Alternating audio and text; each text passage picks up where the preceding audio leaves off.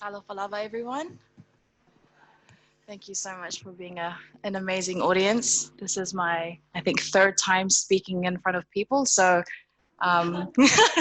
it's an experience where I'm constantly learning from. But thank you so much to the organizers. Thank you so much for putting this together. It's such a beautiful venue, surrounded by an amazing amount of people who I'm willing to speak to after this. I can't wait to get to know all of you.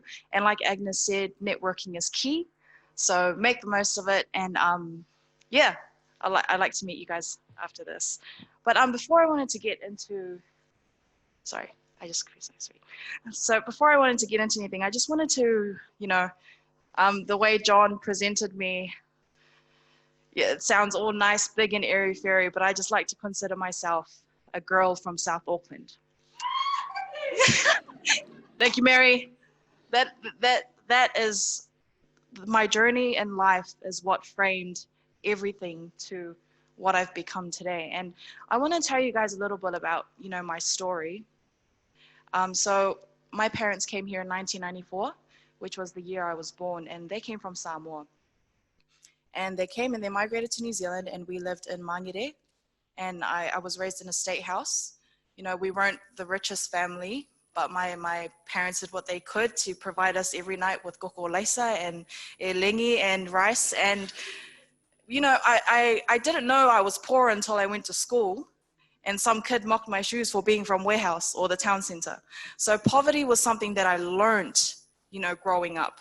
But in regards to my family, we were raised with good values. I had great parents who taught us really well, instilled amazing values within us as children. Anyways, so yeah, I went to Southern Cross campus, which is a state school in Mangere, and then I went to Onehunga High School, and I went to university, and it was such a big shift for me, like especially being raised in a household where, it's completely Samoan, and then moving into a university, which is diverse, very white and very new and very different for me. So these were a lot of the challenges that I faced growing up. And so I managed to, graduate, and I became a project manager. I worked for several companies, and I wanted, I had a daughter, and I wanted the freedom. I wanted more time. So it wasn't a money factor for me because, I was raised as a child to appreciate family and time. So it was a time factor. I wanted to spend more time with my daughter. So I was working 9 to 5. Project management is a very stressful job. I don't know if any of you guys do it here, but big ups to you guys, especially if you're in the construction industry. So I wanted to start a business, and I was like, how the hell am I going to start a business when I don't have, $10,000 to open up a warehouse? I don't have $50,000 to buy my first load of stock. So I did a lot of research. I was researching into different business models. How can I find a method, to make money, to support my family, and so that I can free up some time to spend with my daughter? So I found Amazon.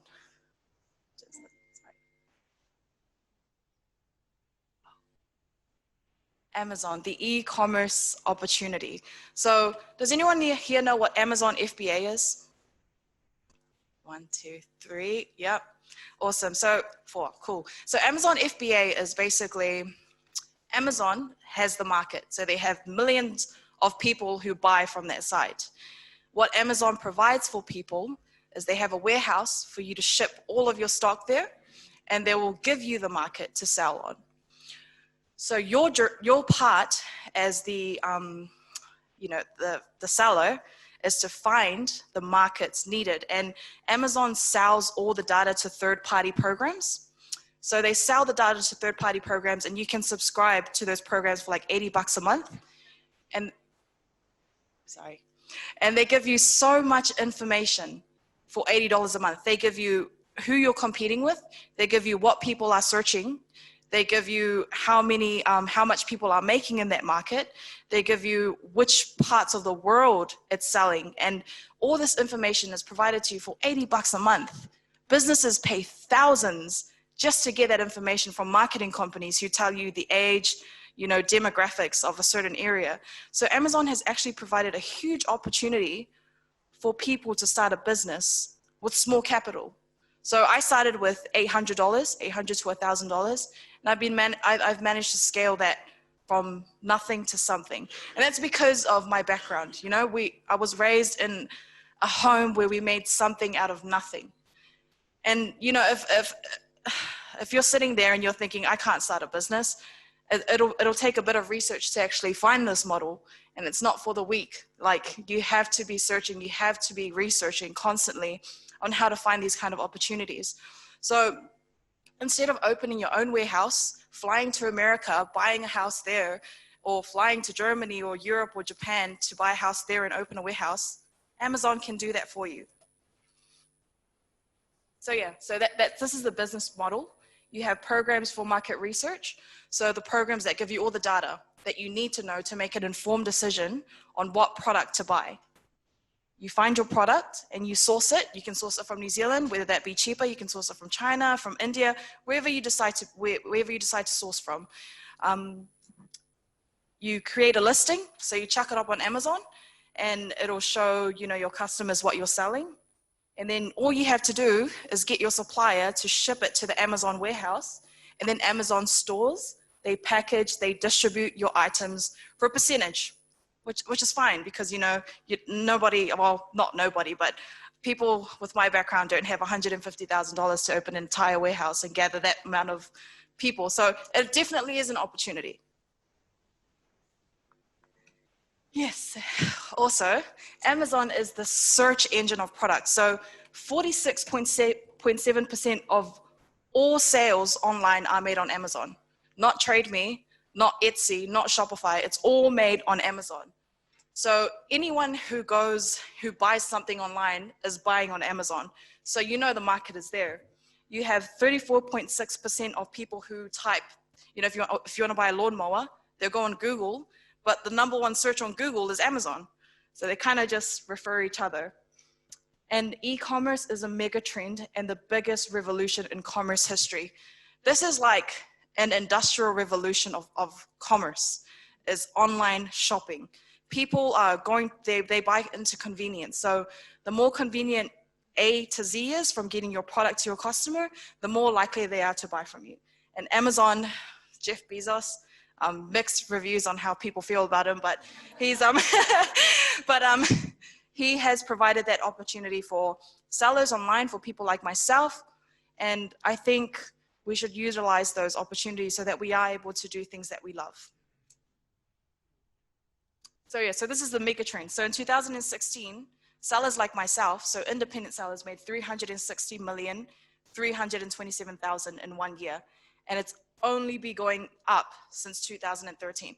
So if you're thinking, oh no, it's too late to start, you know, I can't start, it is actually the most perfect time to start. Things are just starting. People are still, you know, introducing themselves to the idea of selling online. People don't even know this business model exists until you actually research into it. So it's perfect. It's a perfect time to start. It's only going to get better, and there's room for innovation. There's room for opportunity, and there's room for us to, you know, provide for ourselves and access overseas markets that we probably could never have access to. And yeah, so it's the most lucrative platform to leverage in order to start a business. And Amazon is statistically proven to have made the most millionaires than any other company. And I'm not a millionaire, by the way, just putting it out there, but they have made the most millionaires. So people who are third-party sellers for Amazon, they've made so many, and no other platform is up against Amazon. So yeah. Yeah.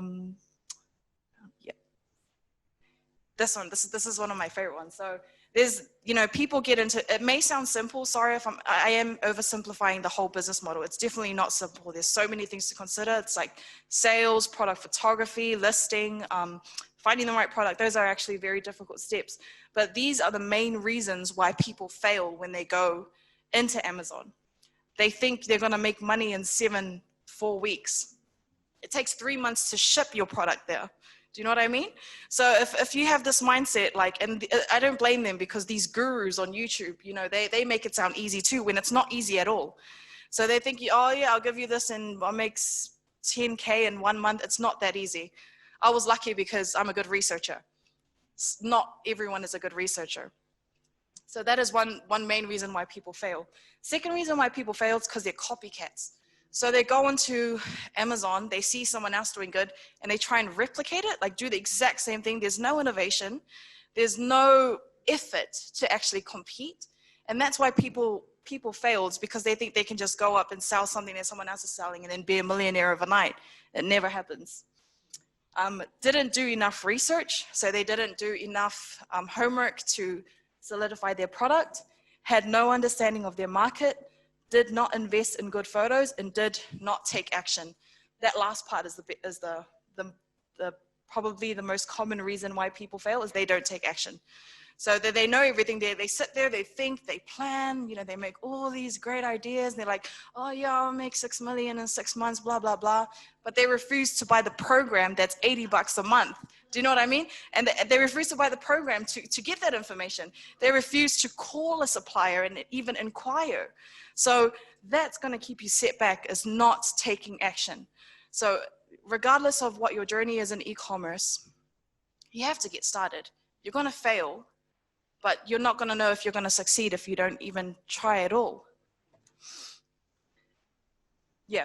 So my word of advice would be, don't wait, start now. It's the perfect time to start, and build your network and surround yourself with business-minded people. And the reason why I put that second one there is because when I started, e-commerce, I didn't have a great network of people.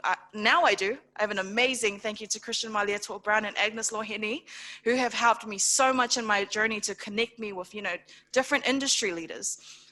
But when, when I was through this process, I wish I had people to call and be like, this is what's happening, this is what I'm doing, but I didn't have that network. So which is why I really value networking. And Christian Maliato Brown has, he started a networking, it's called YPOCP, so Young People of Color Professionals, where we bring together young people who are in their businesses, in their careers, and just to network with each other. Every time we have a speaker who comes and speaks on his experiences, his journey, and the young people in this room have so much value from it. And when I look around the room, I'm just starting to realize, I wish I had this opportunity when I was starting from university, because I didn't. And now that we've provided this, it's such a fulfilling journey, more than what any money could ever offer, to be honest. And third thing, take care of your mental and physical health, only because product research can be very draining.